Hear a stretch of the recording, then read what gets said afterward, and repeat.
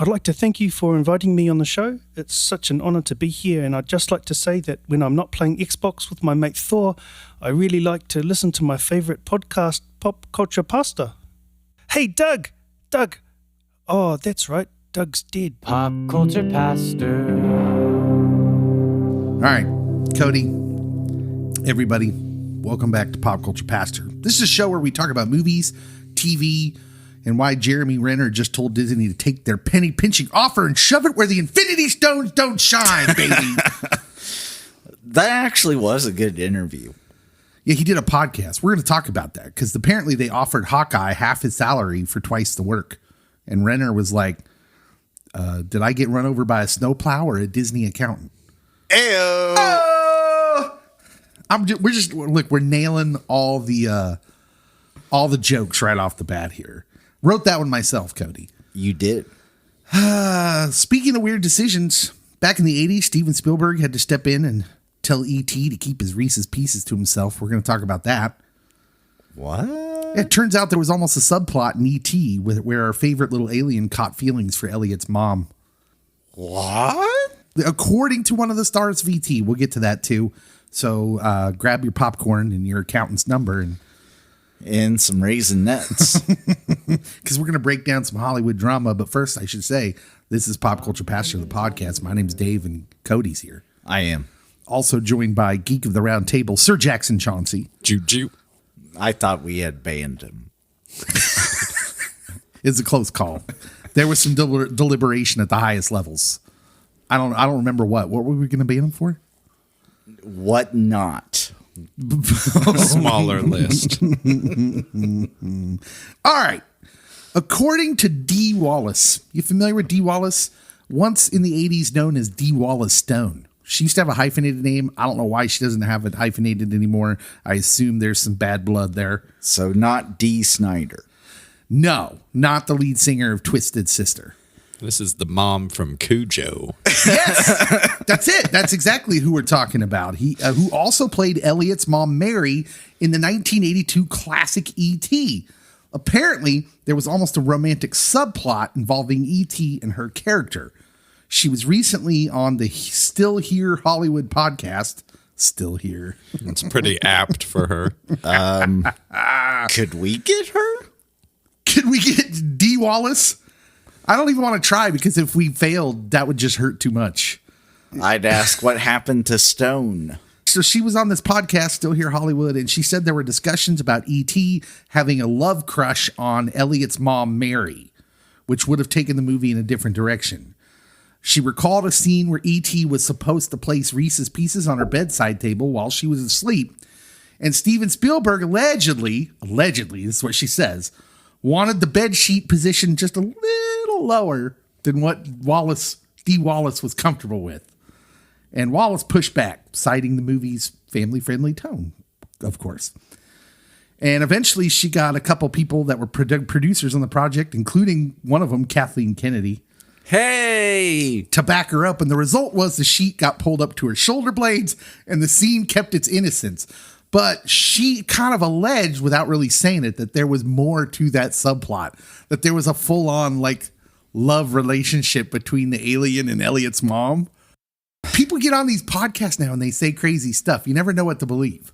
But it was the 80s. I don't know what you're talking about. We were perfectly normal. Howard the Duck. Well, it's funny you mention that because what would have happened if that scene stuck? Would we all owe Howard the Duck an apology? Yep. Would that have been a more respected movie? Are you, Jackson, you have a quizzical look. Are you familiar with Howard the Duck? Yeah, it's got Dennis the Menace's mom in it. I don't know who that is. Leah Michelle. Yes. Leah Michelle? Or wait. You mean Leah Thompson. Leah Thompson, Yes. Yeah. Not Leah Michelle. She played Dennis the Menace's mom in that movie? Yes. Yeah. She did. Man. Leah Thompson, yeah. So it's a story about a duck who's in love with Leah Thompson. Aren't we all? I mean, we were back Yeah. in the 80s. Like, he wasn't any different than anyone else, but he was a duck. We're So all everybody Howard the got Duck. kind of weirded out. Don't worry. He makes appearances in the MCU. Yeah, technically, this is my favorite bit of trivia, but technically, Howard the Duck is the first Marvel property I saw on the big screen. Yeah. Yeah, so this is weird. Ultimately, they went a different way, but the scene in question still made it into the movie, with E.T. leaving Reese's Pieces behind as a peace offering. The context was completely altered to stay kid-friendly. As it should. I don't know what story you're going to tell where E.T. is harassing the mom. I know what story he's trying to tell, and we need to have a discussion. Steven! Go to your room. You. Shame on you. Well, you hear stuff like that and you realize how thin of a line it is between a movie staying this wonderful thing and how bad it could have been. Absolutely, yeah. Yeah, that's true. We need to have a whole episode on subplots that would have ruined movies had they went with them. That would take a lot of studying, I think. The movie we're going to review on this pod had a different main villain. Yeah. And so that would have changed it.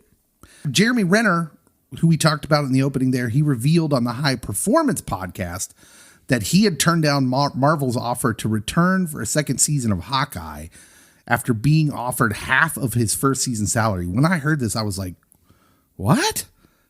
Why would they even do that? Because he got hit by a snowplow. That's not a real reason, Cody. That makes it worse. Well, that is how Disney rolls. Also, the viewership probably wasn't what they thought it would be. Yeah, but still. They had to back up that money truck to Haley Steinfeld. He described the offer as insulting, yeah, especially considering the increased work involved. The actor pointed the finger at Disney's, quote, penny pinchers. He let Marvel Studios off the hook. He said it wasn't really them. It was the accountants, not the creatives. But the timing of the offer coincided with Renner's recovery from a severe snowplow accident. In the same podcast, he talked about dying. He did. And that was very fascinating to listen to. It absolutely was. That's I put that in the old memory banks because we got to talk about that at some point. Yeah. He literally died and he described what he felt. But anyways, we can't go off on that tangent. Not today. Not folks. today. He broke 38 bones. And he did joke that the low offer made him feel like Disney thought he was half the Jeremy. Still has a sense of humor, kids. Despite it, he maintains that he would still be open to returning as Hawkeye for the right price. Do we want Jeremy Renner back as Hawkeye? Is there a place for him in the MCU that we would like? Do we need Hawkeye? I don't think so. I didn't think we needed Hawkeye in the original run, but his relationship with Nat definitely adds something to it. Otherwise, he's kind of the most basic Avenger. Yeah. Yeah. He didn't have a chair in the Avengers Doomsday thing, so he's clearly they're not planning on him back for that. In the comics, he's not at least he wasn't married with a family. Him having the family and all that makes it seem like, oh, well, okay, he's off doing family stuff. Okay. It's about time one of these heroes grows up. Yeah. Last bit of news, and Cody wanted to talk about this. I'm just putting it out there. When he sent me this story, first of all, I got mad. He did. Not at Cody. He sassed me. I wasn't mad at Cody. I was mad that it was a story and that our president likes to say a lot of things, and it just didn't. And then I knew by looking at the story, I'd probably have to talk about it. And I don't like talking about the guy. I don't even want to, but I'm going to because it's newsworthy.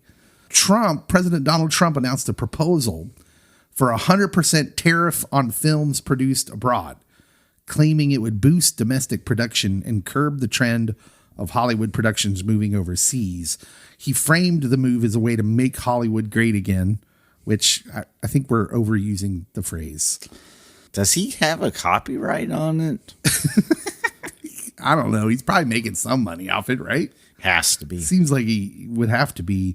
While the intent is to incentivize U.S.-based production, industry experts were all over social media warning that the proposed tariff would actually drastically increase production costs, potentially reducing the number of films made each year and raising ticket prices for moviegoers. I saw several things, including you sent me a clip of Adam Scott And who is he talking to? Adam Scott from Severance? Who was he talking to? I don't remember. Adam Scott was talking to someone, but they literally were putting the blame on like the state of California, that all production is moved out of LA and California anyways. Yes. Was he talking to someone from Parks and Rec? Amy Oh, Poehler. yeah. It was Rob Lowe. Yeah, he was talking Rob Lowe. So Rob Lowe, like every other celebrity who's not doing much right now, has a successful podcast because he's Rob Lowe. He has that firefighter show, Dave. Whatever. I'm not The fact that you called it That Firefighter Show says all you need to know. I'm only a little bitter because, we're pretty faithful. We do a podcast and we incrementally grow. We get a listener here and a listener there. And then just because someone's a celebrity, they're like, I'm going to record myself talking, and it becomes like one of the top 10 most listened to podcasts on earth. And sometimes I just think our celebrity worship's a little silly. And you see that in the podcasting realm. So I don't know Rob Lowe. He's probably a great dude. From all accounts, post the 90s, yes. Well, we were all young and immature once. So is it like a nostalgia podcast? Because I don't really know what he's got to talk about these days. He has guests on. I've actually listened to one of them because he had Dan Carlin on, who's a historian, did a big history podcast for years. And that was a really good show. He just interviews people and talks to them. And then he's like, okay, so it's going to destroy my initial point because I was acting like I was mad at him for having a podcast. He is mad. But he's a well-read dude. And, like his son has like doctorates or something and it goes to Harvard. He's an intellectual guy. And so it was a very interesting podcast. Now, after I've complained about him having a podcast. And he had on Adam Scott, who had the biggest show, Severance. And so he's got all these friends, and I'm just jelly. That's all. I would be too. But yes, they talked about how the state of California makes it very difficult to afford to make movies in that state. Yeah. It's easier for them to go film a TV series in Budapest. Rob Lowe's friend, Adam Scott. My friend, Cody. Yep. I think Georgia gets a lot of that business. I always see Atlanta. Yeah. The Walking Dead famously filmed outside of Georgia, or in Georgia, but outside Savannah in Atlanta. So, by the way, all of this was a post on Twitter. The White House, for what it's worth, has said they're just exploring options. There's nothing specific in motion. And from what I've seen, Trump just says stuff on social media, and it seems like the intent is to just get a reaction. Have Mel Gibson or Sylvester Stallone issued a statement? Aren't they the ministers of Hollywood or something like that now? That was their appointed title. I don't know. Yeah, they have not said anything yet. Okay. I'm still a little busy filming Tulsa King, which we don't film in Tulsa. We actually film it in Slovakia. Probably. The timing is noteworthy. The proposal comes after years of Hollywood expanding overseas for cheaper production costs and tax incentives. You ready to pay $30 at the movie theater for a ticket, Cody? I will have to get a second and third, full-time job. But my friend Joe Russo. Yes. So tell everyone the story, Cody. My friend Joe Russo. Not that Joe Russo. Who happens to be an executive producer, writer, director, but usually on horror genre stuff. Yeah. I said that because he's not one of the Russo brothers. Yes. Who's also named Joe Russo. And he always gets confused with the other Joe Russo. But this is a dude in Hollywood. He knows he knows his stuff. And gets interviews with big time outlets and all that jazz. But when this quote came out, I tweeted him and was like, hey, what's this going to do to the landscape of film, especially Hollywood? And then he took a picture of my tweet. The kids call that a screenshot. A screenshot, if you will, and then used it as the background for his TikTok video. And he answered my question, basically saying Trump probably just was blowing and going because that's what he does. B, it would be very detrimental to movie theaters. Very detrimental to an already fragile movie situation domestically. Very much so. And then he talked about how, like, there's a couple different reasons why people film overseas. One of them is like tax incentives. But then the other one is if the story actually takes place in Ireland, it makes sense to film in Ireland. We might actually post that video somewhere, maybe in the community group when this pod drops. That's a good idea. That's a good idea. Yeah, I think Trump says things sometimes that are not quite informed. He's coming from that kind of boomerish place. And I don't mean to, insult any boomers listening. But like, maybe Donald doesn't fully understand where the movie industry's at because once upon a time they did film everything in California. In fact, like they make a joke about it. There's an Austin Powers movie that makes fun of the joke. It's like, isn't it funny, baby, how the Italian countryside looks like coastal California? You know, like jokes like that because they filmed a lot of things in California. Although Home Alone 2 was filmed in New York and Donald should know it. And the director hates it. Wish they'd just cut him out. Well, it is kind of a loose plot hole. Like, why is this rich guy helping this kid all by himself? And not being alarmed that this kid is all by himself in New York? Yeah, New York's not that bad. In the 80s it was. We hadn't cleaned the streets yet. Cody's talking like he's from New York. Yeah. He's like a... Noted New Yorker. Native New Yorker. All right, it's time to go play the movie game. Come with us. Movie game coming up next.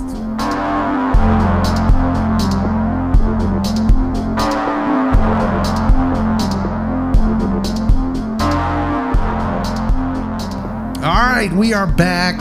Jackson is humming. No, that was... Oh, was that Cody? That was Cody? It's good. We should just leave that as the interlude music, you know? I was humming Born Free. Okay, that's a weird theme song for the movie game. I was thinking more like but that was like already used as a game show theme song. But I like reusing things. All right, we haven't played the movie game in a while. I had blocked out the past traumas. Yeah, so in my hand, I'm holding 3 movie profiles from Rotten Tomatoes. One certified terrible, or whatever, like rotten. One that's mediocre, and one that is certified fresh, according to Rotten Tomatoes. In just a second, I'm going to let Jackson pick which one he wants to try and solve. Then there are 5 levels to solve at. Level 1, you get the critic score and the year it came out. Level 2, the second billed actor. Level 3, the audience score. Level 4, the first billed actor. And level 5, you get the blurb. Unfortunately, I don't have a pen. Why are you looking all over the room? I do have a pen. Oh, because you want to write down Jackson. You want to guess Jackson's answers? I always do. You're always wrong. It's great. I mean, we should just leave the pad there with Pirates of the Caribbean 2 written on it, because that's what you always guess. You pulled signs last time. I feel like first guess too, which I was did weird. in the tiebreaker. All right, Jackson.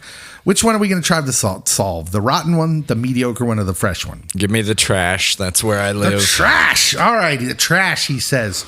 This was a 29% Rotten Tomato score movie.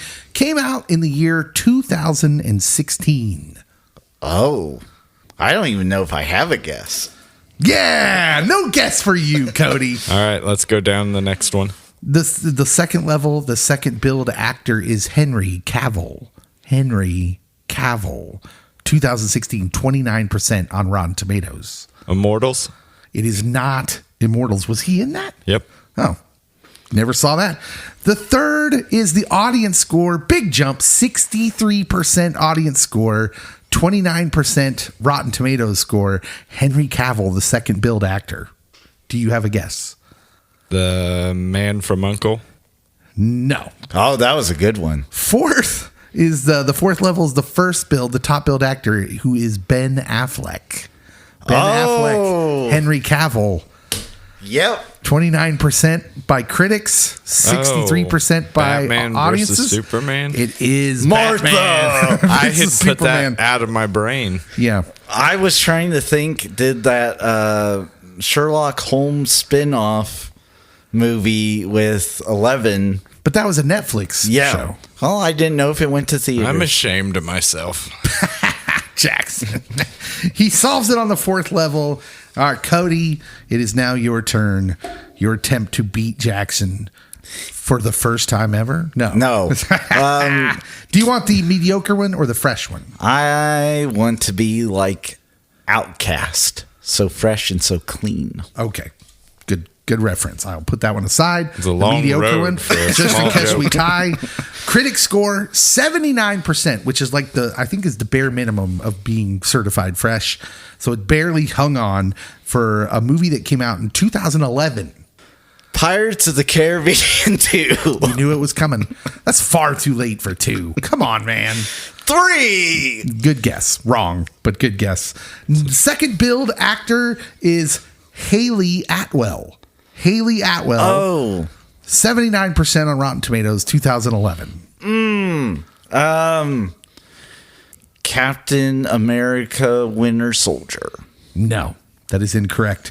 The third level is the audience score, 75%, about the same, 79% critic score, 75% audience score, 2011. Haley Atwell is the second build actor. Captain America, the first Avenger. It is Captain America, the first She's Avenger. done like 2 movies, so Yeah. I believe where you went wrong there was I'm doubting Haley Atwell was the second build actor in Winter Soldier. Probably, but in my head, Winter Soldier came out in 2011, and I was wrong. Yeah, time flies when we're having fun. would have does. thought it was Hugo Weaving. Nuh-uh. Haley Atwell gets it. That's why. That's probably why Hugo was like, I think I will decline coming back as the Red Skull. And then they got our guy Ross to do it. Toby? Toby who? Isn't that the scientist guy? Stanley Tucci No. and Arnim Toby Zola? Jones. Yes.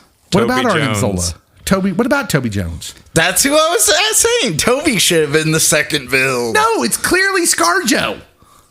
Winter Soldier? Tommy Lee Jones. Tommy Lee He's Jones the isn't first in this. Avenger. It's not the fugitive, Jackson. Tommy Lee Jones is in all of us. We're gonna get out of. We got to get out of here. Go to the next segment because I'm gonna throw something at someone. Any hen house, outhouse. Someone's gonna get hurt. You guys are the worst at this. We'll be back. Greetings, Dave's blurred voice here. In a world where we do movie reviews on a podcast, you need to be aware that we are going to spoil the nerd out of this movie. We know that spoilers aren't everyone's cup of tea, so if that's you, go ahead and hit pause, see the movie, and then come back and listen to this thrilling podcast later. The Pop Culture Podcast movie review starts now. All right. Welcome back to Pop Culture Pastors with a Z. Yeah. We're here to save you from boring evening. We went and saw Thunderbolts with an asterisk, which is now apparently the new Avengers. I don't know Spoilers. I don't know how to put that. What do you mean spoilers? Spoilers. Like literally they changed the marketing. It's out there. I know, but you got to throw out spoilers. People just turned off thinking we were going to talk Thunderbolts, and now they're like, oh, it's New Avengers. Yeah, you should know. Haven't seen that one. Spoilers will be discussed from here on out. So if you haven't seen Thunderbolts / New Avengers, you probably should turn this off, go watch the movie. You won't be sorry. It's great. And then come back and listen to this pod. Please. Cody, do you think the marketing ploy is genius, or is it dumb, or is it somewhere in between? I think the asterisk and changing of the name is kind of cool, but the overall marketing for this was awful. It got lame ducked. Everyone and their mom had shifted already to the Fantastic Four. And all the trailers and anything advertising Marvel is Fantastic Four right now. It wasn't ever the Thunderbolts. Well, okay, but that's not entirely true. They held off on those Fantastic Four trailers for a long time, far later in the lead up than they do with most movies, because I do think they were trying not to. But they buried it. At some point, it was just going to get buried. Fantastic Four is way higher profile. Characters, stars, than the Avengers of the new variety? Come on. They're not really Avengers. That's the whole shtick. But aren't they? We don't know the answer to that yet, because apparently Sam Wilson's suing them. How dare he? That's a spoiler for the end credit scene. Although I do find that interesting and intriguing. Okay, so we saw Thunderbolts, myself, Cody, Jackson. Let's give you the broad rundown on the movie. Thunderbolts throws us into a politically charged environment right away. Betrayal, the name of the game. The U.S. government is reeling from incidents, not least of which is the president turning into a Red Hulk and destroying half of Washington, D.C., and Valentina Allegra de Fontaine, who apparently is the CIA leader. Did I miss that part? Or did that happen in a movie? I think it happened right before this movie. Okay. And she is in front of a congressional committee on some sort of trial with her shady dealings with Oxcorp, of which she was on the board, apparently. And enter our collection of anti-heroes who think they're on a mission to clean up Oxcorp's mess and exterminate each other. But plot twist, they're not there to clean, they're the clean up. So it was a trap. Burn notice. And from the get-go, you've got chaos erupting when they kill one of them before they figure out that they were all sent there to kill each other. Spoilers. Did we need that? Did that need to happen? Yes. It did? But okay. It was a pretty meaningless character. Well, they all were until this story, until this movie. How dare you? Are you going to qualify that? How dare you? I don't know. You say that once an episode. is not meaningless. Okay, you're right. Yelena has a lot more development, but some of the other characters, like tell me how Taskmaster is somehow less meaningful than Ghost. I honestly feel Ghost is the Hawkeye of the new Avengers. I don't even know what that means. They're fighting for survival in a sprawling underground facility. Things get wild when they cross paths with Bob, a human guinea pig who may have the power of 1,000 exploding suns and is definitely the most emo superhero in the MCU ever. I really like Bob. Bob's great. Bob is instantly my favorite. I'm a little disappointed. This is the first time we're getting introduced to Bob. Yeah, don't worry. Bob's an important character if they keep using him. Bob's pretty strong. He's like the Superman equivalent to Marvel. He was developed as a character that would be like the Superman of Marvel, which is why I kind of like Marvel better than DC, because they didn't just copy him right over. He's got like all these issues that Clark Kent would never. And so he's interesting, but he has a pretty mean case of dissociative personality disorder, also crossed with depression. Does he? Because I would lean maybe schizophrenia. Dissociative identity disorder, he literally has multiple personas in him. Okay.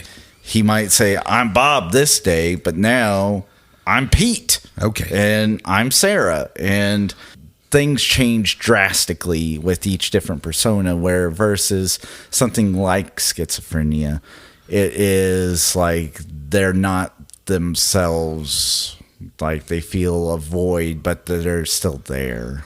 Okay. Well, this is good because their persona doesn't like. This is why Cody's here. I strike it from the record.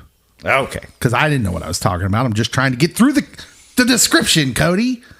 It doesn't work out well when you have a pretty mean case of schizophrenia. Potentially. I'm not diagnosing him with it. I'm just saying. Now he's covering his tracks. He's protecting himself. Well, from like losing my license. Making sure the lawyers don't come. Wait, you could lose your license by diagnosing a fictional character? I could lose it by diagnosing real people, but also I don't want to push my luck. So, all right. In the end, it's all about this motley crew becoming a team. But first, they have to learn how to open themselves up and let people in, and then how to be there for each other. In short, Cody, this is a superhero team about the friends we made along the way. Directed by Jake Schreier, known for Robot and Frank and Paper Towns. Oh, Paper Towns was supposed to be like phenomenal. In the TV show, the streaming show Beef. Oh, yeah. That's one that like critics love. Schreier also cited Toy Story 3 as an unexpected reference, highlighting the characters' struggles with being obsolete and the emotional weight of their journey. When you look at this movie, if you pull back, you're like, yeah, they're old thrown out toys. Oh, heartbreaking. Just some interesting facts about the movie here. Stephen Yeun was originally cast as Bob from The Walking Dead. So quite literally, I remembered him being cast for this. I don't remember him being recast or that role being recast. And it was so long ago that he was cast that I thought they just scrapped this movie. So yeah, no, I do remember. So I do pay attention to the Daily Geek News, and Stephen Yeun pulled out. He wasn't like fired or replaced or anything. He just had another movie, and this one was being delayed. And so he said, well, I'm going to go do this other one. If only my friend Mahershala had done that. Works out. I think Louis Pullman's great as Bob. Florence Pugh, her stunt, Pew pew, at the Merdeka 118 building. She insisted on performing this jump from Malaysia's Merdeka 118, world's second tallest building. Despite initial safety concerns, her persistence led Marvel to approve the stunt, which she executed 9 times over 2 days. So the scene you see at the beginning of her jumping off the building, that's real. Wow. Eat your heart out, Tom Cruise. Yeah, except Tom does it from a plane and very little safety precautions. I was going to say, let's not challenge Tom with some of the stunts he does. Tom! All right. Let's go through what's good about this movie. Jackson, we'll let you go first. We'll go one at a time. What did you like about this don't ramble off 50 things at once. Oh, Cody got serious. All right, Dad. My bad. I will keep it simple and just say that Marvel has a way of taking something that I have no real interest in and making it worth my time. I was reminded of the Guardians of the Galaxy, where I'm seeing this almost out of a sense of obligation, and I'm not expecting much. I thought it was kind of sent out to die, like some of those Sony movies. And I don't know which ones you're talking about. Morbius was the real shot at a glorious movie. Academy Award winner Craven. Madam Web, her web connects us all. You knew that was coming. But I didn't expect much of anything, and especially those first initial previews, especially when I saw the villain, and I'm like, okay, he's disintegrating people. I mean, how do you really fight against that? But I started to hear good things and, needed something to do on a Saturday, and I was pleasantly surprised. I just feel they're great at taking those C or D tier heroes and making something perfectly watchable. But are they? Because Phase 4 and 5 is riddled with times when they wanted to do that and it doesn't work. Miss Marvel, most of the TV shows, Ironheart delayed. Ironheart they filmed 2 years ago. They were done with it, and they're just now putting it out this summer. I think they're learning something. In essence, I agree with what you're saying. I just think there's a slight caveat, and it's this. I think this movie's successful, and I think it's lesser characters that we end up caring about because they went back to a pre-Endgame thing they used to do better, which is there's a story inside the story. Mm-hmm. So like Guardians that had this story inside a superhero story, like Ant-Man that had the heist movie inside the superhero story. This is a story about connection and mental health and community inside a superhero movie. And I think this movie reminded me of the movies we got before Endgame. And I think that's why it's so good. I agree. Cody, what's good? I will go with the cast. as a whole, a collective. Well, gee, that takes out a whole bunch of them that I could have talked about.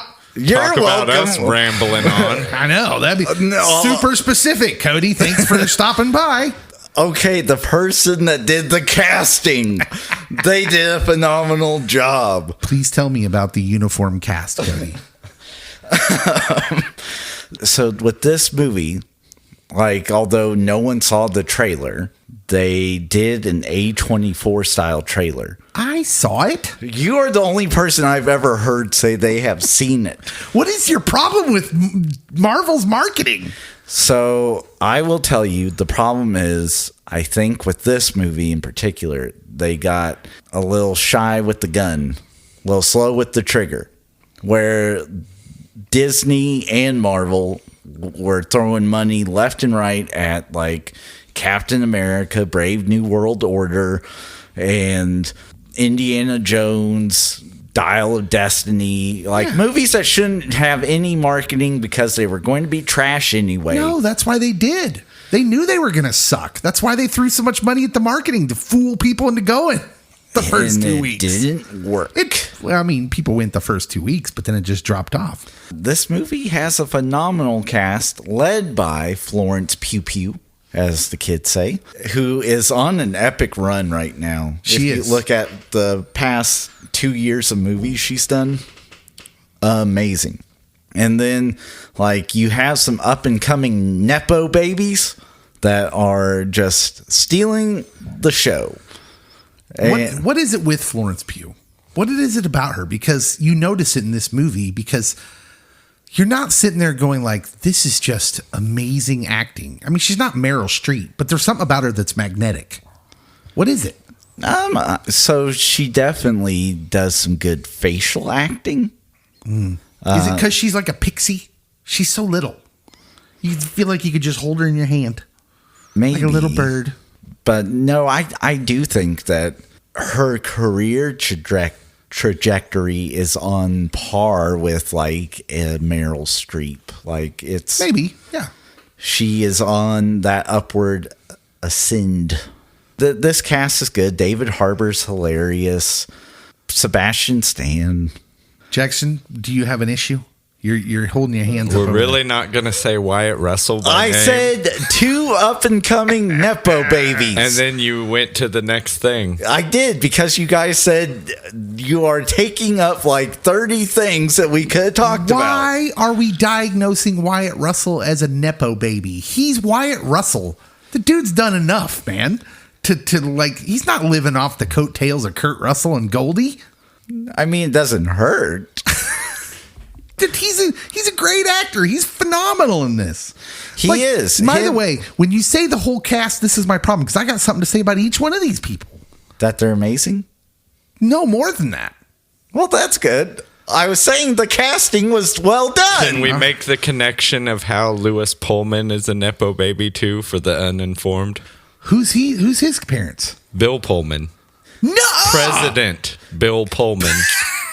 Dad of See, look. Christina Ricci in Casper. This is why you bring me on here, Dave. Dropping knowledge. Oh my gosh. I'm so glad we staved off the alien invasion long enough for Lewis Pullman to be born. That's great. And to play Bob. Why Yes. did you say it twice? Because he's Bob in Top Gun Maverick. Yeah, he was great in Top Gun too. Florence Pugh, yeah, we talked about her. David Harbour, his Red Guardian is so gross and pathetic and absolutely lovable. So is he the best at that? That character? He is the comedic levity that you need when dealing with the serious storyline that is being portrayed with Sentry and with Yelena as well. You need that mixed in. He's the gross, pathetic, lovable sheriff in Stranger Things. He's the gross, pathetic, lovable Santa in that one Christmas movie where Santa's a violent guy. The gross, pathetic, lovable Hellboy. Yeah. I mean, that's literally that guy. I don't know if like Hellboy falls in that, but Wyatt Russell, I also have him written down here. He's fantastic. U.S. Agent was always a favorite of mine in the comics. I love that he was such a contrast with Steve Rogers. Here was a guy who had all the flaws like I did. Because growing up, I wanted to be Steve. Every boy wants to be Steve Rogers. But I was always John Walker. Broken, angry, sad. And that scene of him ignoring his child while he's enveloped in sadness is just too real. That was... Whew. That hit. Oh man, did it hit? Yeah. Okay. We'll go back to Jackson since I just said something about. I just added on to Cody's very broad. What's good about the movie? It was kind of what you said earlier of the story within the story of it didn't focus so much on just this big explosion a minute type thing. It told a compact story and gave things time to breathe. I didn't feel like this had the I've seen some complaints about the tone similar to Thor Love and Thunder, but I felt this kept a pretty uniform tone. The jokes didn't come out of nowhere. Wait. Someone said this had similar tone to Thor Love and Thunder? So I actually had that thought. What? Why? I will tell you later. It's not even close. No, it really is. No, it's not. It really is. I'm going to say not to, so I'll let you fight against me as well. Let me tell you the big difference between this movie and Thor Love and Thunder. This movie was made by people who didn't want to make fun of comic books. Taika Waititi, the reason that movie that's sucks... Not anything to do with tone. That's nothing to do with tone. Of course it does with tone. No, it's nothing to do with the tone of the serious issues. So the issue of death, which is what Thor Love and Thunder had, and the issue of depression are portrayed almost in a kid-like narrative. But this one handles it very maturely with how it ends. Thor Love and Thunder... It just kind of ends abruptly with Natalie Portman being dead and because it wasn't ever about that. It was about Taika and his Taika-ness and making a joke out of Thor. It wasn't. All right, I disagree completely. When people point it out, it's not because it isn't there. It's because it is there in some of the deeper themes. How they portray the deeper themes, the tone of the deeper themes is almost beat for beat. I just don't see that at all. I disagree. This movie in the deeper themes it covers is so dark. It is dark. Thor Love and Thunder is not dark at all. That's because of the narrator you have in Thor Love and Thunder. It's the issue that I keep coming back to, and that everyone else, besides evidently other people online... It's true. He's been consistent with that. Are pointing out that... All right. He's been consistent with that. If you, the listener, would like to disagree with Cody, please post on the social media. Anyways, Tell us in the comments. I'm sorry, Jackson. We just totally interrupted you. And I'll do it again. No, I'm fine with that because that was my worry, was that none of this stuff would have time to breathe, because I feel like in these type of movies we almost shy away from emotion because it is that comic book movie. It is a bunch of, ripped guys who can't show weakness, who can't show fault. And so it was like, oh, are you over there crying? And then, somebody's going to come through with a big, 2 or 3 jokes to just really disrupt the moment everybody was trying to have. But it let scenes breathe. It let you feel, and it gave you a greater appreciation for characters that you didn't maybe come in with this vast knowledge of. Yeah. Well, there's something about letting you in on each character's brokenness, that really visual look at the shame rooms that they're in at the end, letting you see each character's deepest shame. There's something about that that's very opening.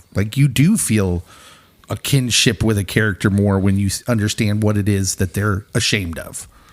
Cody, what else is good in the movie? So halfway through the movie, I thought I was going to have a big complaint. Because whenever a character is schizophrenic, bipolar, or has dissociative identity disorder, they're mass murdering jabronis. Since the Void didn't really actually kill all these people. Yeah. They got to come back. For a split second, I'm like, oh, they really are going to kill this girl. People literally gasped in the theater when the little girl gets it. At the end, I think that they do give a good message of mental health, especially with some of these diagnoses that might push you to isolate.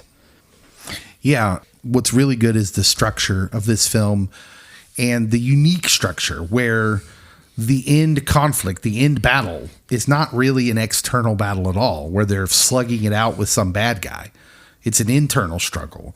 I'm just impressed they chose that route. Like, I can't believe they did that and that it worked, because there's about a million ways that could have failed.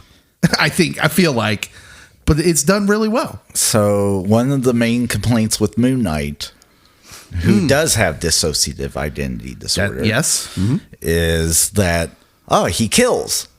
And it kind of makes the character a lot more of a villain in some people's eyes. And so this character doesn't kill, and the big bad doesn't get killed at the end, which is amazing for a Marvel movie, because, like... Well, he's not really a bad guy. I know, but... Per se. He at the beginning, he's portrayed as one, and that's who we were villaining, rooting for, or being against, and now it's like, we actually let someone live. I have some little things here. There's one line that made me think of, if they would have taken this medicine before making Captain America Brave New World. New World Order. It's remember that the Marvel Universe remembers why Steve Rogers is awesome. And in this one small exchange, they prove it. Because Robert Reynolds asks John Walker, or Bob asks John Walker, you were Captain America? And he's like, yeah, why? He's like, well, because you're an a-hole. And then John Walker is like going to go over and beat him up, and Winter Soldier stops him. But it's just hilarious, or someone stops him. I can't remember what scene it's actually in, but it's proof that, like, Marvel Comics has learned several times over the years with new Captain Americas in the comics that what made the character interesting was always Steve Rogers. If you want the character to be interesting, make Bucky or Sam Wilson interesting, which is what they did not do with Captain America Brave New World. It's not that Steve Rogers is just a character. It's not like you can't have another Captain America be interesting. But Steve Rogers was just an interesting human being. Sam Wilson, because you're too afraid to get into the storylines, like, he's an African American man in the United States, and basically when you don't do that story justice, you're making him a token. Marvel. I thought that line was funny and prescient. It was. The Sentry as a character, when I knew that they were going to put him in this movie, using him as a character means you get a story that was always going to delve into this kind of material, because that's just just a part of who that character is. Paul Jenkins, who is a comic book writer who came up and created the Sentry, the filmmakers talked to him, and they said that this movie was always going to be a parable for mental health. That was on the storyboard from the beginning. And I just thought I thought that part was great. Yeah, we'll talk a little bit more about that end fight in deeper themes. I have more to say there, but yes. Jackson, was there anything about the movie that you thought was not so good? Wyatt Russell. No, of course not. I would never speak ill of Kurt or Wyatt. Kurt's son. Yes. Kurt's progeny. I think there was maybe a small part of me that I don't know if I need to see any of this again. That was kind of my worry when leaving, especially when they did the rebranding of the new Avengers, of like, I'm willing to let them convince me otherwise, but I just feel like this was a self-contained tale, and I don't know that I need to see more of this. Yeah, repeatability. Yeah, that's my worry, is that this is going to be something they try to go forward with, and that's going to be diminishing returns for me. But I would have said the same thing about Guardians of the Galaxy, possibly. Yeah. So the plan is, and they just came out with a bunch of stuff this past week as we're recording this. The plan is that as they move through Secret Wars into what Kevin Feige is calling the X-Man phase, where they move into a more X-Man heavy, material, that these characters in this particular team, now the new Avengers and the Fantastic Four, will be showing up in a lot of the other shows. Not as maybe as the full team, but just characters. So take that for what it's worth. Cody, what's not so good? So this might be blasphemous. The post-credit scene, the tone, because it is directed by the Russos. Yeah. So by the guys doing Doomsday on their set, by the way. On their set, and it felt so different. Yeah. Even though it was like 2 minutes, 2.5 minutes. And it's like 18 months later or something. Yes. Yeah. But like, even the characters felt shifted. And I'm like, oh, give me the other guy. Yeah. Does it take away? Because I kind of feel what you're saying there. I liked it. I like seeing that. I like the banter. Mm-hmm. The banter's the same. We get some banter between them. The gag with Alexi walking in with the new Avengers Z pop jersey sponsored by Tide and a bunch of other people. That was all great, but you're right. There was something about that scene too where it was like it felt really disjointed. Also, did they just give up? Like, I mean, I think we all could have guessed where the Fantastic Four movie's gonna end up, but did they just give up the end of the Fantastic Four movie in this post-credit scene? Or is that a different multiversal Fantastic Four? Oh, okay. Because I did see something online that, this one has 3. And this one has 4. Yeah. And yeah, we'll see. Wings, that is. Yeah, that's my worry too with the multiverses, because I made that comment to Cody of like, this is just going to get so complex and I'm going to be stretched so thin trying to maintain understanding. Story of my life, man. I might get some blowback for this one too, Cody. Because Hot Take Dave. Yeah, Hot Take Dave's coming out. Let's talk about Bucky. Oh, thank you. I do not understand why this character is in this movie. I feel like he's been written all over the place in the MCU and the character suffers for it. And I'm just going to say it. He's easily the least interesting character in this movie. And I could have just done without him. Him and Ghost could have disappeared. I mean, I would have been fine. Even Ghost, because we don't know Ghost as well. So I'm okay with her. But every time Bucky shows up in a scene, I'm just like, why am I supposed to care? And that's crazy because I used to care about that character. I love that character. I feel like he just doesn't belong in this movie at all. Well, I mean, I see what they're trying to do, especially with the post-credit scene. That like, it's like when the NWO split. And then you have the black and white and the red and black Wolfpack. Clearly, the Thunderbolts are the black and white. Sam's group is the Wolfpack. For life. I'm just waiting for the LWO to show up. So yeah, that was I don't know. I just wasn't feeling Bucky. What else? Anything else you guys thought was not so good?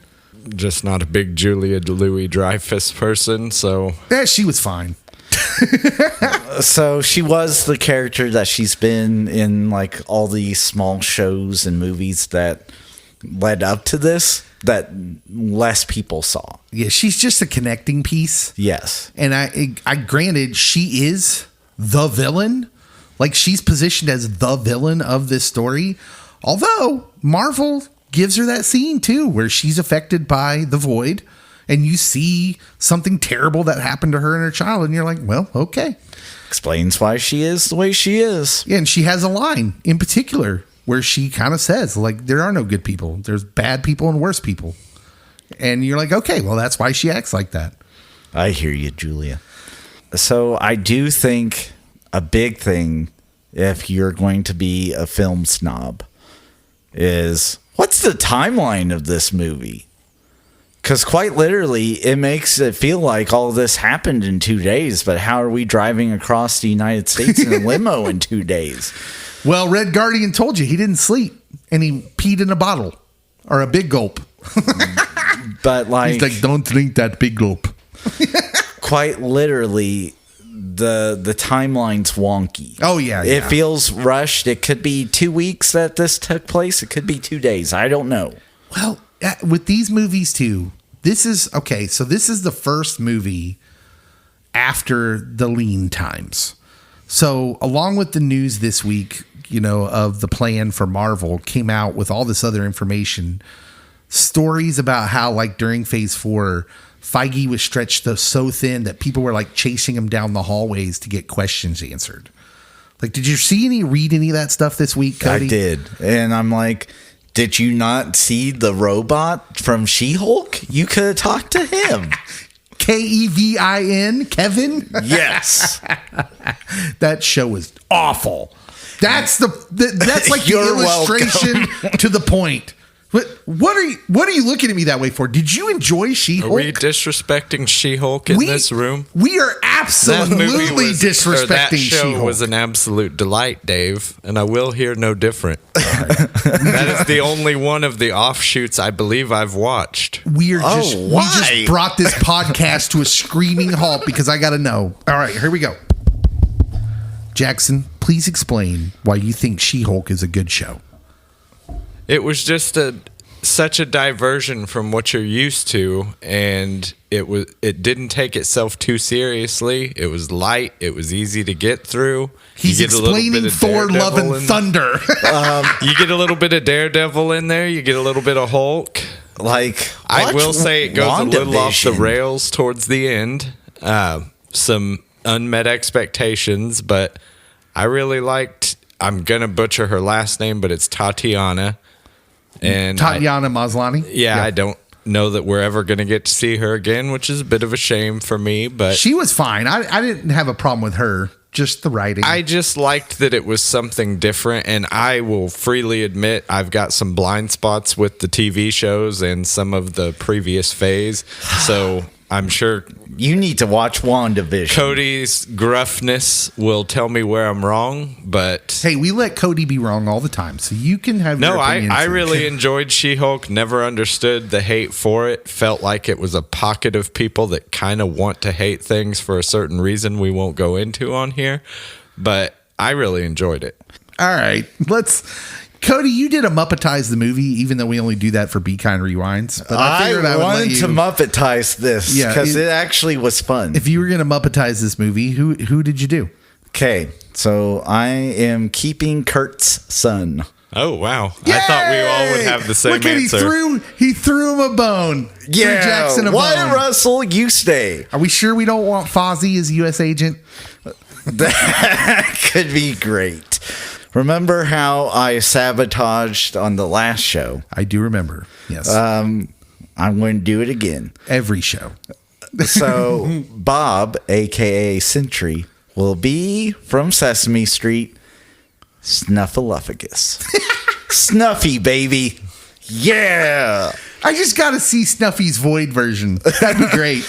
Oh, bird, you're always going to be alone. Yelena will be played by Janice from the Electric Mayhem. Mm-hmm. Naturally. Bucky will be Gonzo. It'll add something to the character. Who's the Red Guardian? Sweetums. Who? Sweetums. Who's Sweetums? That big giant monster? Yes. Oh, okay. See, yes. You could have gone somewhere with that, and I thought you were going to, but you didn't. I didn't. Right. I went with Sweetums because, I didn't want to go with the stereotypical. I don't think it hits every time you say it. And then Ghost would be played by Muppet Babies Muppet Summer Penguin. Is that a real thing? Yep. I don't remember that Deep cut, I guess. Is that from the new Muppet Babies? Because we don't count so. that. That's not canon in my head. It is now. All right, Pastor's Corner, Deeper Themes. Cody, philosopher Friedrich Nietzsche once said, the worst enemy you can meet will always be yourself. That is the one of the fathers of existentialism. Yeah. And what I love about this movie, and we talked about it a little bit in the What's Good, is that the last third of this movie is so different from any other superhero movie, especially in the MCU, that we've ever gotten, where that's usually reserved for the big fisticuffs. It is. The big conflict at the end. Instead, here we get the last third of this movie with one of the characters fighting himself. And then we get this literal interpretation of compassion from the Latin calm meaning to walk alongside, and pati, which means in suffering. To walk alongside in suffering, co-passion. That's really the root of that word. The climactic battle of this isn't an outward battle at all. Instead, Yelena makes this choice, and when I saw it again, Cody, because I saw it twice, when she makes the choice to enter into Bob's darkness and pain, and then the only thing she can do is sit down next to him and hold his hand and say, "I'm here." Oh, I mean, I just started crying. Such a wonderful depiction of compassion. The rest of the team eventually joins her, and the crux of the final battle is his darkness telling him he's always going to be alone and unloved, which is bait, because his darkness is just trying to make him angry. And he does. He starts beating on him. But do you see the darkness as it's consuming him? The rest of the team realizes it. The part where Yelena is trying to get to him, for my money, is one of the best climactic scenes in any of those climactic fight scenes. Like, it's up there. Yeah. It's very emotional. And I cried while she's doing that. And in the end, all she can do is get to him and hold Bob. They all get there. They hold him while he sobs. And they assure him that he's there. But it empowers Bob to not beat the bad guy, not beat the darkness and pain, but leave it. And it's freaking beautiful. I think it's one of the most creative, beautiful things I've ever seen in a superhero movie. And I will treasure the last third of this movie forever. Even if it's like, I agree with you. It's not super rewatchable, I don't think, even though I have seen it twice. But I think the last third of this movie is so special. And I have trouble putting it into any more words than what I just said. I just think it's wonderful. I will agree with that. Although I do think it is rewatchable for me because it hits the right notes for me. Yeah, Cody's a mental health guy. And like the humor lands at the right times, and there's enough action, and I care for at least a handful of the characters. And so, but in this movie, you get how we need community. It's not good for man to be alone. I really liked this movie, especially on a deeper level. It did things that I typically don't expect Marvel to do. This almost felt like a Zack Snyder film, but with an upbeat ending. Okay. Because I don't think Zack ever usually gets to like, oh, there's a big hope for us. And also, he doesn't have quite the humor. But it had some of the good visual components, and it also it delved into some darkness. And I don't think Marvel does that typically well. And this one they did. Yeah. Anyone who's been the friend that just sat with someone while they grieved, or been the person who had someone do that for you, you're going to understand the end of this movie and why it's emotional. It's just great. Let's do Recast It. Did you guys do a Recast It? Or am I the only one? Because if I'm the only one, it's fine. So elaborate for Jackson what Recast It means. All right, I'll just do mine. Recast It is you pick one role to recast that you think improves the movie. All right. And why it's Kurt Russell's son. No. Jackson is gonna murder me with his fighting eyes. Words. No, these here parts. I think the most uninteresting person on the team is Bucky. So I'm not just recasting. I'm putting a completely different hero character in there altogether. Oh, okay. I am going to put Quentin Beck, Mysterio from Spider-Man: Far From Home. Like some of these characters, he was driven by ambition and jealousy, and I just feel he would have been a better fit. Because you get more big name recognition and you bring back Jake Gyllenhaal to the MCU and he fits with the team better. He's no longer with us, Dave. Oh, no, he very much lived. It was an illusion. We find out that he didn't die at the end of that movie. It was an illusion. What? Yeah. I think that's how I'm pretty sure I saw that. Is there a post-credits scene to the post-credits scene? Do they do it in a different show? Is it WandaVision, Cody? It was not WandaVision. Okay. I feel like we get that Easter egg somewhere that he did not die. I will throw Glenn Powell in for Sebastian Stan. Because Glenn Powell makes everything better. Just make it Top Gun Maverick Yes. 3. We just completely switch out an actor and see if anyone will notice. Where I was actually going to recast Sebastian Stan with Tom Cruise. So we were all going Bucky. Yes. I'm in full agreement. Bucky should have never left the second movie. Who's the winner of the movie? Wyatt Russell. Wyatt Russell, always. That's the most predictable answer we're going to get all night. So I went back and forth. Runner up was Nepo babies. Because, like, these two are very qualified Nepo babies. We have beef when they're not qualified. But you're using the same name anyway. Do we have beef? We do have beef with some. All right. But I'm going to go with the other Nepo baby, Mr. Pullman. Yeah, I went with Lewis Pullman too. It seems like he's going to be the one who enjoys the most. Like, people are really talking about him in this role. So I think it really helps that he plays off Florence Pugh quite a bit. Mm-hmm. And the character is essentially the second lead. And so it makes sense for Lewis to get more of a bump if he does a good job, and he did a phenomenal job. So let me ask you this, because this might be a first. Do we all have the same loser of the movie? I feel like we're all heading in the same direction here. I think I'll divert. I'll have a different one. Who's your loser of the movie, Jackson? Taskmaster. Yeah! That is the easy choice. I forgot about her. That is not my answer, but yes, that's solid. That's a good answer, because I totally forgot. Well, and I appreciated it because I asked Cody like 5 minutes after that scene. I'm like, Taskmaster didn't come out, did she? And he's like, no. I'm like, they just killed her something off. I saw on social media was that they had a gag where she was going to have amnesia and keep trying to fight Wyatt Russell periodically throughout the movie, and I could have been there for that. That would have been great. Yeah, I read that as well. But I was really surprised, like that character. It's blink and you miss it, and stays gone. Cody, who's your loser of the movie? The secondary loser is whoever played Ghost, because like that character really did nothing for me. By the way, that character will be back for Avengers Doomsday. She had a chair, Cody. She had the name. I just don't know it. Exactly. I'm going to go with the director and writer of this. Okay, elaborate. It was phenomenal, but since they lame ducked it and didn't really like do a super push with it. See, I disagree with this because your cause and effect. I don't here. think that it is. You can say that it is brand damage. I think it's brand damage. I will say that might be 20% of it. Okay.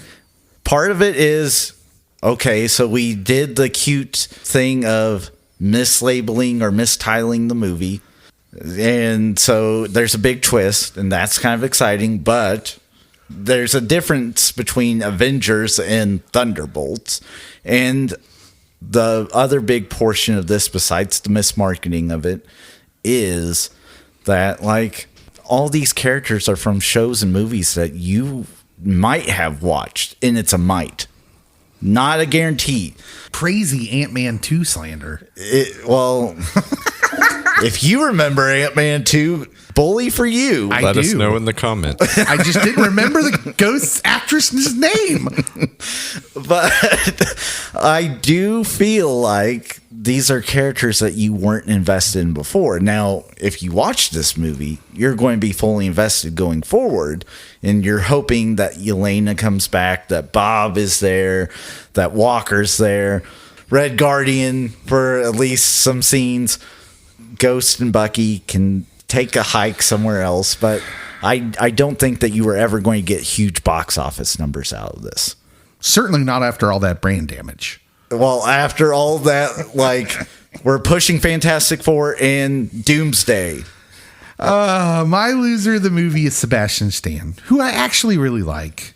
He seems like a nice guy. I really think he's just a victim of bad writing, and his character went from one of the most interesting in the MCU to one of the least interesting, and that's a bummer.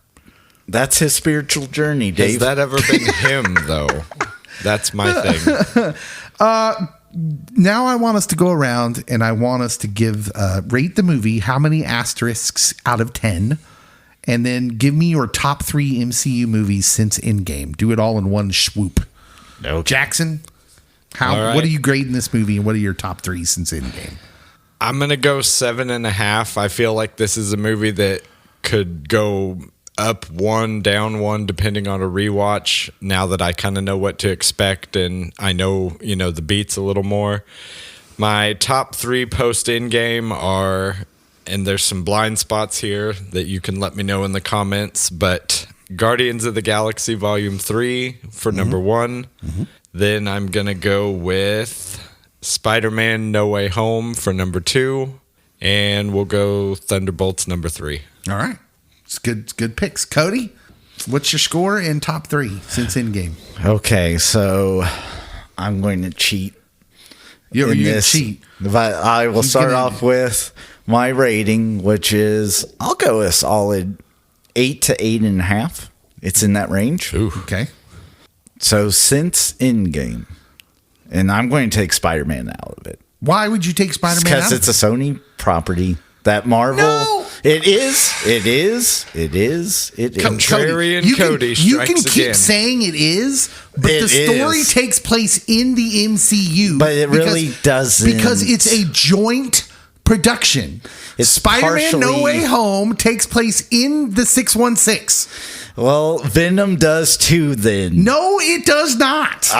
Did I not see a post-credit scene? The post-credit scene does, but the movie does not. Post-credit. Oh my that gosh. then goes into Venom 3. We're gathered here today to pay respects to Cody, who was murdered.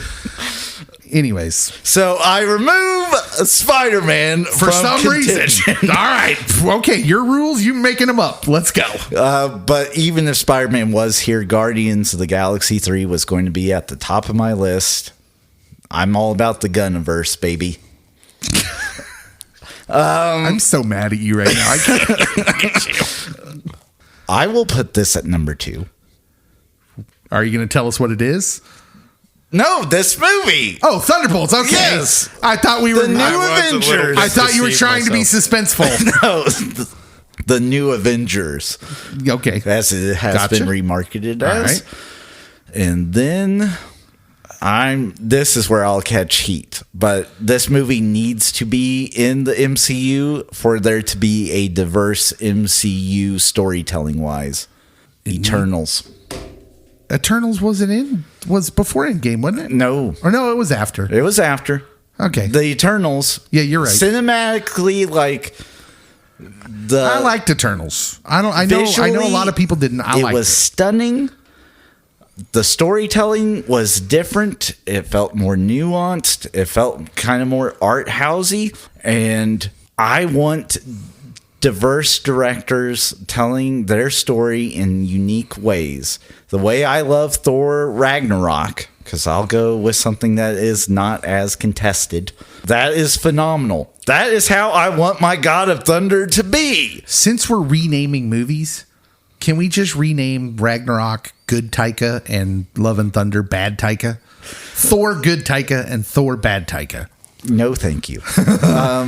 But I want those unique feels and elements that only directors and good storytellers can give, and different perspectives. And for me, I guess Eternals is probably as close to Watchmen as Marvel gets. And Watchmen, it has some problems, but visually it was stunning. I liked Eternals more than the average person did, I think. I'm giving this movie an 8.5. I thought it was very good. I think it's a return to form for Marvel in a lot of ways, mostly in that standalone movie kind of way, not like the big team ups like Civil War and all that. Even though this is a team, I saw it as a smaller movie in scope, and I thought they got back to a formula that I didn't recall seeing as much since Endgame. And for my 3 movies since Endgame, my number 1 was Spider-Man No Way Home, because I thought it was a great movie and also in the MCU. And number 2, Guardians of the Galaxy 3, as Jackson and Cody did eloquently say, Guardians 3 is a great movie. Way better than 2, in my opinion. Maybe the best of the entire trilogy of those movies.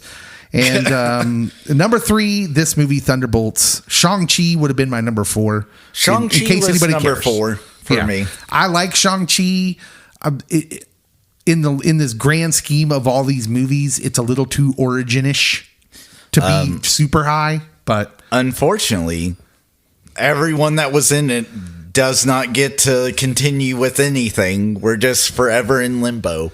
Did Simu Liu have a chair? I think he had a chair. He has a chair, but my goodness, him and Mahershala have been waiting forever. Mahershala's gone. He's not going to be in Doomsday. All right, what did you think about Thunderbolts with an asterisk / New Avengers? New Avengers. Did you like the movie? Do you like the things? Do you vehemently disagree with any of the half dozen things Cody said that made me upset? Let us know in the social media comments, and we will see you next time. Pop Culture Pastor. Pop Culture Pastor. Pop Culture Pastor. Pop Culture Pastor.